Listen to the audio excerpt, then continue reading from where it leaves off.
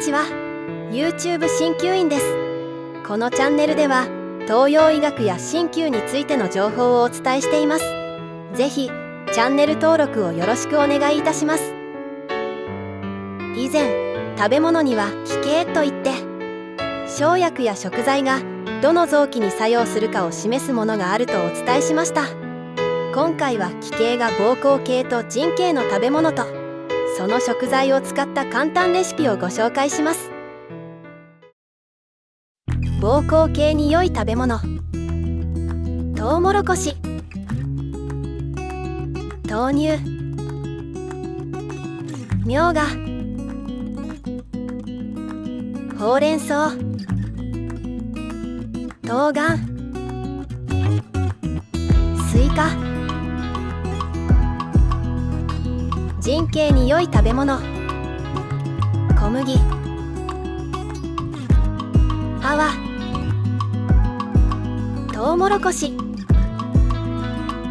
山芋、さつまいも、ニラ、キャベツ、カリフラワー、黒豆、ぶどう、さくらんぼ、キウイフルーツ、黒ごま、栗、くるみ、わかめ、昆布、塩、醤油。ここでいう塩とは精製されていないミネラル豊富な粗塩のことです。また醤油も脱脂加工大豆ではなく丸大豆を使っていて、原材料は大豆、小麦、塩とだけ書いてあるものを選んでください。欲を言えば醤油に使用されている塩も粗塩だと一番良いですね。それでは気形が膀胱系と腎系の食材を使った簡単レシピをご紹介していきます。ここからは映像と音楽でお楽しみください。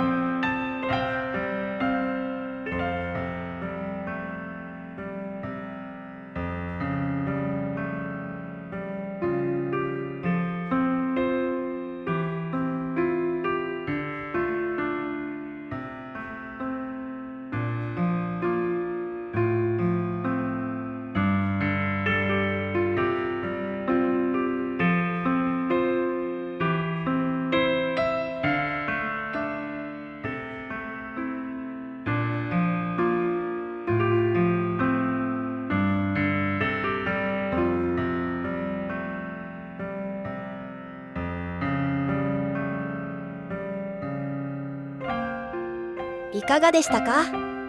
黒糖くるみは簡単にできてとても美味しいので、ぜひ作ってみてください。今後も簡単レシピをご紹介していきます。次回は新方形と参照形についてお伝えしていきます。もしよければチャンネル登録と高評価をよろしくお願いいたします。ご視聴ありがとうございました。